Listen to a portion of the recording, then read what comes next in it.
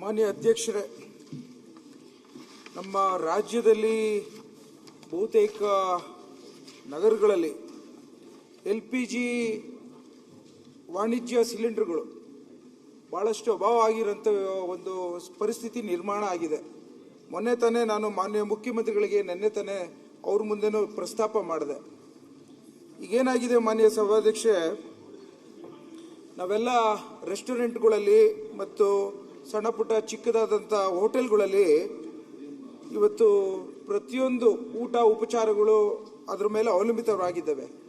ಈಗ ಯುದ್ಧ ನಡೀತಾ ಇರೋಂಥ ಹಿನ್ನೆಲೆಯಲ್ಲಿ ಇಡೀ ಒಂದು ದೇಶದಲ್ಲೇ, ಅದರಲ್ಲೂ ಸಹ ಕರ್ನಾಟಕದಲ್ಲಿ, ಅದರಲ್ಲೂ ಸಹ ಬೆಂಗಳೂರಲ್ಲಿ ಬಹಳಷ್ಟು ಸಂಕಷ್ಟಕ್ಕೆ ಸಿಕ್ಕಿರೋಂಥ ಪರಿಸ್ಥಿತಿಯಲ್ಲಿ ಆಹಾರ ಪೂರೈಕೆ ಆಗದೇ ಇರೋಂಥದ್ದನ್ನ ತಮ್ಮ ಮುಂದೆ ನಾನು ನನ್ನ ಅಹವಾಲನ್ನು ಹೇಳಲಿಕ್ಕೆ ಇಚ್ಛೆ ಪಡ್ತಾ ಇದ್ದೇನೆ. ವಿಶೇಷವಾಗಿ ಈ ಸಿಲಿಂಡರ್ ಅಭಾವನ ಯಾವ ರೀತಿ ಪರಿಹರಿಸಬೇಕು, ಯಾರು ಇದಕ್ಕೆ ಕಾರಣ, ಯಾರು ಇದನ್ನು ಹೊಣೆ ತೆಗೆದುಕೊಳ್ತಾ ಇದ್ದಾರೆ, ಇದರ ಹಿಂದೆ ಇರುವಂತ ಪರಿಸ್ಥಿತಿ ಯಾವ ರೀತಿ ನಿರ್ವಹಣೆ ಮಾಡಬೇಕು ಅನ್ನೋದನ್ನ ನಾನು ತಮ್ಮ ಮೂಲಕ ಸರ್ಕಾರಕ್ಕೆ ಕೇಳಲಿಕ್ಕೆ ಬಯಸ್ತೇನೆ. ಮಾನ್ಯ ಸಭಾಧ್ಯಕ್ಷ, ಈಗ ಆಹಾರ ಸಚಿವರು ಇವತ್ತು ಇಲ್ಲ, ನಾಳೆ ಉತ್ತರ ಕೊಡಿಸ್ತೇನೆ. ಫುಡ್ ಮಿನಿಸ್ಟರ್ ಇಲ್ಲ, ಆಹಾರ ಸಚಿವರು ಅಲ್ಲ. ಮಾನ್ಯ ಸಭಾಧ್ಯಕ್ಷ, ಒಂದ್ 2 ನಿಮಿಷ ಅಲ್ಲ 2 ನಿಮಿಷ ವಿಚಾರ ಮಾತಾಡಿ. ಸಾಹೇಬ್ರ ಮುಂದೆ ನಾನು ಹೇಳ್ತೀನಿ. ಒಂದ್ 2 ನಿಮಿಷ ಮುಖ್ಯಮಂತ್ರಿ ಸಾಹೇಬ್ರ ಹೇಳಲಿಕ್ಕೆ ಅವಕಾಶ ಕೊಡಿ. ಶರತ್, ನಿಮಗೆಲ್ಲ ಗೊತ್ತಿದೆ 0 ಅವರ್. ಇಲ್ಲಿ 1 ನಿಮಿಷ 2 ನಿಮಿಷ ಅಂತ ಇಲ್ಲ. ಗಂಭೀರವಾದಂತಹ ಸಮಸ್ಯೆ, ನಾವು ಉತ್ತರ ಕೊಡ್ತದೆ. ಈಗ ಮಾನ್ಯ ಸಭಾಧ್ಯಕ್ಷ, ಇವಾಗ ರೆಸ್ಟೋರೆಂಟ್ಸ್ ಆಯ್ತು, ಅದಕ್ಕೆ ಬೇರೆ ಸಮಯದಲ್ಲಿ ಚರ್ಚೆ ಮಾಡಿ. ಬಜೆಟ್ ನಲ್ಲಿ ಮಾತಾಡೋದು ನೀವು ಮಾತಾಡಿ. ಮನೆ ಅಧ್ಯಕ್ಷರೇ, ನನ್ನ ಕ್ಷೇತ್ರದ ವ್ಯಾಪ್ತಿಗೆ ಬರ್ತಕ್ಕಂತ ಒಂದು ವಾರ್ಡ್ ಅಲ್ಲಿ ಏನು ಈಗ SSLC ಎಕ್ಸಾಮಿಗೆ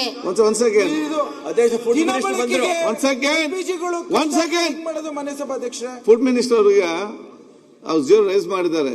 LPG ಅಲ್ಲದೆ ಹೋಟೆಲ್ಗೆಲ್ಲ ಬಂದ್ ಆಗ್ತದೆ, ಚಲೋ ಅಲ್ಲಿ ಮಾಡ್ತಾರೆ ಅಂತ ಹೇಳಿಕೊಂಡು ಡಾಕ್ಟರ್ ರಂಗನಾಥ್ ಅವರು ಕೇಳಿರೋ ಪ್ರಶ್ನೆ. ಕೂತ್ಕೊಳ್ಳಿ.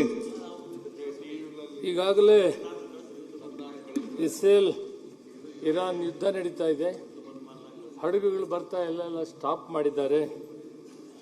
ಇಂಥ ಸಂದರ್ಭದಲ್ಲಿ ನಾನು ಈಗ ತಾನೇ ಆಯಿಲ್ ಕಂಪನೀಸ್ ಜೊತೆಯಲ್ಲಿ ಮೀಟಿಂಗ್ ಮಾಡಿ, ನಾನು ನಮ್ಮ secretary commissioner BPL, HPCL, Indian oil ಮತ್ತು ಗೈಲ್ ಕಂಪನಿ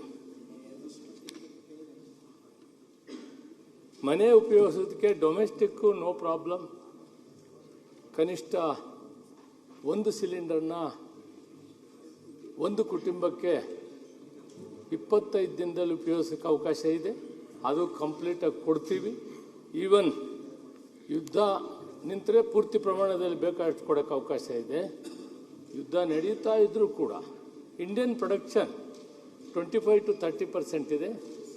ಮತ್ತು ಬೇರೆ ಬೇರೆ ಸ್ವಲ್ಪ ನಿಲ್ಲಿಸಿ ಮನೆ ಉಪಯೋಗಿಸೋದಕ್ಕೆ ಅವಕಾಶ ಮಾಡಿಕೊಟ್ಟಿದ್ದೀವಿ.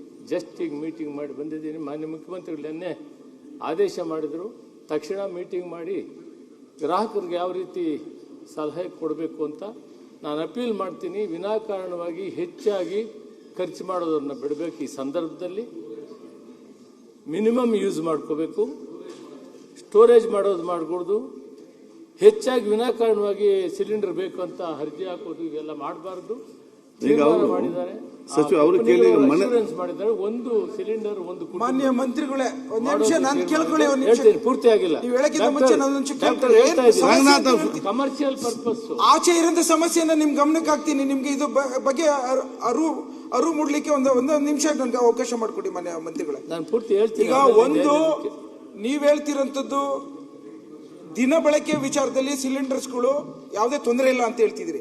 ನಾನು ಈಗ ತಾನೇ ನಮ್ಮ ಸುತ್ತಮುತ್ತ ಇರೋಂಥ ಹೋಟೆಲ್ಸ್ಗಳಿಂದ ಮತ್ತು ದಿನ ಬಳಕೆ ವಿಚಾರದಲ್ಲಿ ಯಾರು ಲೋಕಲಲ್ಲಿ ಏಜೆನ್ಸಿಗಳು ಇಟ್ಕೊಂಡಿದ್ದಾರೆ 900 ರೂಪಾಯಿ ಇರೋಂಥದ್ದನ್ನ ಇವತ್ತು ಕೇಂದ್ರ ಸರ್ಕಾರ ಯಾವ ರೀತಿ ಗಾಯಕ್ಕೆ ಉಪ್ಪು ಹಾಕದಂಗೆ 60 ರೂಪಾಯಿ ಹೆಚ್ಚಿಗೆ ಮಾಡಿದ್ರು.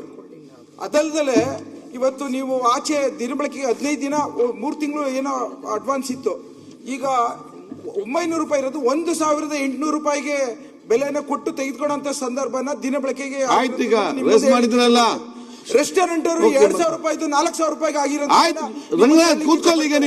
ಇದು ಮೋದಿ ಗೌರ್ಮೆಂಟ್ ಅವರ ದುರ್ಬಳದ ವಿದೇಶಾಂಗ ನೀತಿ ಅಂತ ಕೂತ್ಕೊಳ್ಳಿ. ಯಾಕೆ ಮಾತಾಡ್ತೀನಿ?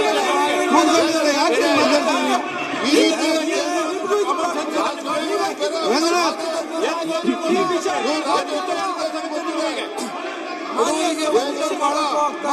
ಆಯ್ತು. ಮಾಡ್ಕೊತಿದ್ದೀರಿ ನೀವ್ಯಾಕೆ ಬೇಜಾರು ಮಾಡ್ಕೊತಿದ್ದೀರಿ? ಇವತ್ತು ರಂಗನಾಥ್, ಈಗ ಮಾನ್ಯ ಸಭಾಧ್ಯಕ್ಷರೇ, ಸಭಾಧ್ಯಕ್ಷ ಬೇರೆ ಸಂದರ್ಭ ಇರ್ತದೆ. ಇವತ್ತು ಯುದ್ಧ ನಡೀತಾ ಇರ್ತಕ್ಕಂಥ ಸಂದರ್ಭದಲ್ಲಿ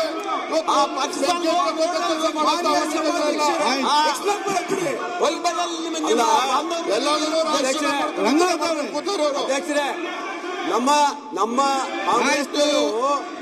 ನಮ್ಮ ಕಾಂಗ್ರೆಸ್ ಸ್ಟ್ರೈಕ್ ಮಾಡಿದ್ರೆ ಅದಕ್ಕೆ ಮೂರ್ಖರು ಅಂತ ಹೇಳ್ತಾರೆ. ಕೂತ್ಕೊಳ್ಳ. ಕಾಂಗ್ರೆಸ್ ಸ್ಟ್ರೈಕ್ ಮಾಡಿದ್ರೆ ಸಚಿವರು ಉತ್ತರ ಕೊಡ್ತಾ ಇದ್ದಾರೆ. ರಾಜಕಾರಣ ಮಾಡೋದು ಬೇರೆ. ಒಬ್ರು ಮಾತಾಡಿದ್ರೆ ಸಚಿವರು ಉತ್ತರ ಕೊಡ್ತಾ ಇದ್ದಾರೆ. ಆಯ್ತು, ಸಚಿವರು ಉತ್ತರ ಕೊಡ್ತಾ ಗೋಪಾಲಕೃಷ್ಣ ಅವರು ಮಾತಾಡಿ ಸರ ಕೂತ್ಕೊಳ್ಳಿ. ನೋಡಿ ಜೀರೋ ಅವರಲ್ಲಿ ಮಾತಾಡಿ ಮಾತಾಡಿ ಮಂತ್ರಿ ಉತ್ತರ ಕೊಡ್ತಾರೆ. ಮಂತ್ರಿಗಳು ಉತ್ತರ ಕೊಡ್ತಾರೆ. ಅದಕ್ಕೆ ಕಾಂಗ್ರೆಸ್ ಆಯ್ತು, ಓಕೆ ಆಯ್ತು, ಕೂತ್ಕೊಳ್ಳಿ. ಅಧ್ಯಕ್ಷರೇ, ಕಾಂಗ್ರೆಸ್ ಸ್ಟ್ರೈಕ್ ಮಾಡಿದ್ರೆ ಮಂತ್ರಿ ಉತ್ತರ ಮಂತ್ರಿಗಳೇ ಅರಗೋದಿಲ್ಲ ಅವ್ರಿಗೆ. ಮೋದಿ ಬಗ್ಗೆ ಎಷ್ಟು ಭಯ ಮಂತ್ರಿಗಳ ಉತ್ತರ ಕೊಡಿ. ಅರಗೋದಿಲ್ಲ ಅವ್ರಿಗೆ. ಮುಂಜಾನೆಯಿಂದ ಸಂಜೆ ಮೋದಿ ಮೋದಿ ಜಪನ ಬಸವನಪ್ಪ ನೀವು ಕೊಂಡಾಡಿ ಅಧಿಕಾರ ನಡೆಸೋ ಟೈಮಲ್ಲಿ ಸಿಕ್ಕಂತಿಲ್ಲ. ಆಯ್ತು ಆಯ್ತಪ್ಪ, ಇವಾಗ ಮಾತ್ರ ಆಗ್ತದ. ಒಂದ್ ಸೆಕೆಂಡ್. ಈಗ ಅಲ್ಲಿ ಸಮಸ್ಯೆ ಬಗೆಹರಿಸಿಗೆ ನೋಡಿ. ಈ ಚರ್ಚೆ ಬಿಡಿ, ಕೂತ್ಕೊಳ್ಳಿ. ಒಂದ್ ನಿಮಿಷ ಸರ್, ಅಡ ಒಂದ್ ನಿಮಿಷ ಸರ್,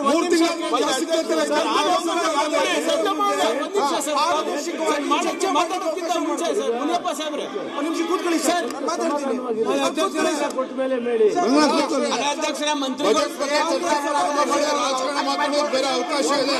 ಇವರು ಉತ್ತರ ಅವಕಾಶ ಮಾಡ್ಕೊಡಿ. ಅವ್ರು ಉತ್ತರ ಕೊಡ್ಲಿ, ಉತ್ತರ ಕೊಡ್ತಾ ಇದ್ದಾರೆ. ಒಂದ್ ಸೆಕೆಂಡ್. ಆಯ್ತಪ್ಪ, ಕೂತ್ಕೊಳ್ಳಿ. ಈಗ ಸಮಸ್ಯೆ ಪರಿಹಾರ ಕಂಡುಕೊಳ್ಳಿ, ಚರ್ಚೆ ಮಾಡಾಗ್ತದ. ರಂಗನಾಥ್ ಕೂತ್ಕೊಳ್ಳಿ. ಆಯ್ತಾ, ಒಂದ್ ಸೆಕೆಂಡ್ ನೋಡಿ. ಇರೋ ಸಮಸ್ಯೆಗೆ ಬಗೆಹರಿಸುವಂತ ನೋಡಿ. ನೀವು ಪರಸ್ಪರ ಚರ್ಚೆ ಮಾಡಬೇಕು. ರಂಗನಾಥ್ ಶಿಡಮ್ ಕೂತ್ಕೊಳ್ಳಿ. ಒಂದ್ ಸೆಕೆಂಡ್ ಪ್ಲೀಸ್ ಸರ್, ಒಂದ್ ನಿಮಿಷ. ಒಂದ್ ಸೆಕೆಂಡ್. ಆಯ್ತು ಮಾಡ್ತಾವ್ರೆ. ಅಧ್ಯಕ್ಷರೇ, ಈಗ ಆತಂಕ ಯಾಕೆ ಸಾರ್ವಜನಿಕರು? ಈಗ ಗ್ಯಾಸ್ಗೆ ಸಂಬಂಧಪಟ್ಟ ಮಾತ್ರ ಚರ್ಚೆ ಈಗ ಸರ್, ನಾನು I will not going to anything. ಆತಂಕ ಯಾಕೆ ಸಾರ್ವಜನಿಕರಲ್ಲಿ ಇರೋದು ಅಂದ್ರೆ ಫೆಬ್ರವರಿ ಸಚಿವರು ಉತ್ತರ ಕೊಟ್ಟಿದ್ದಾರಲ್ಲ, ಸಚಿವರು ಉತ್ತರ ಕೊಡ್ಲಿ. ಸಚಿವರು ಉತ್ತರ ಕೊಟ್ಟಿದ್ದಾರೆ. ಕೇಂದ್ರ ಸಚಿವರು ಪಾರ್ಲಿಮೆಂಟ್ ನಲ್ಲಿ ಹೇಳ್ತಾರೆ, ಏನಾದ್ರೂ ಯುದ್ಧ ಆದ್ರೆ ಯಾರು ಅವಶ್ಯಕತೆ ಇಲ್ಲ, 75 ದಿನ ಆಗಷ್ಟು ಇಂಧನ ಇದೆ ಅಂತ ಫೆಬ್ರವರಿ 9 ನಲ್ಲಿ ಪಾರ್ಲಿಮೆಂಟ್ ನಲ್ಲಿ ಹೇಳ್ತಾರೆ. ಮಾರ್ಚ್ 6 ಏನಂತಾರೆ, ಪೆಟ್ರೋಲಿಯಂ ಮಿನಿಸ್ಟರ್ ಯಾವುದೇ ಶಾರ್ಟೇಜ್ ಇಲ್ಲ ಅಂತ ಹೇಳ್ತಾರೆ. ಈ ರೀತಿ ಆತಂಕ ಮಾರ್ಚ್ 7ನೇ ಡೊಮೆಸ್ಟಿಕ್ ಸಿಲಿಂಡರ್ 115 ರೂಪಾಯಿ, ಕಮರ್ಷಿಯಲ್ ಸಿಲಿಂಡರ್ ಏರಿಕೆ ಮಾಡಿ. ಅದಾದ್ಮೇಲೆ ಕೇಂದ್ರ ಸರ್ಕಾರ ಮಾರ್ಚ್ 15 ತಾರೀಕು ಏನ್ ಮಾಡುತ್ತೆ, ಎಸೆನ್ಷಿಯಲ್ ಸರ್ವಿಸಸ್ ಮೇಂಟೆನೆನ್ಸ್ ಆಕ್ಟ್ ಅನ್ನ ಜಾರಿ ಮಾಡ್ತಾರೆ. ಎಸ್ಮಾ ಆಕ್ಟ್ ಯಾವಾಗ ಜಾರಿ ಇದಾಗೋದು? when there is a crisis.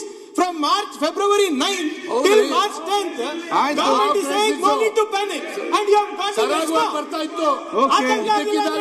ಮಂತ್ರಿ ಉತ್ತರ ಕೊಡಿ. ಓಕೆ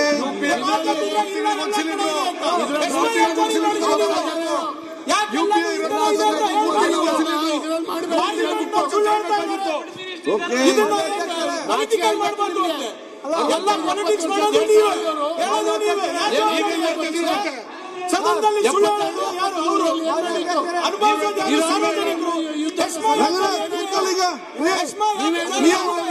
ಮಿನಿಸ್ಟರ್ ತಗೊಳ್ಳಿ ಅಲ್ಲ ಅಯ್ಯೋ ಟೋಲ್ ನೀವು ಹೇಳಿದ್ದೀರಿ ಅವ್ರು ಮಾತಾಡ್ಲಿ ಗೊತ್ತಿದೆ. ಕೂತ್ಕೊಳ್ಳಿ ಕೋನ್ ರೆಡಿ ಕೂತ್ಕೊಳ್ಳಿ. ಮಿನಿಸ್ಟರ್ ನಿಂತಿದ್ದವ್ರು ಮಾತಾಡ್ತಾರೆ.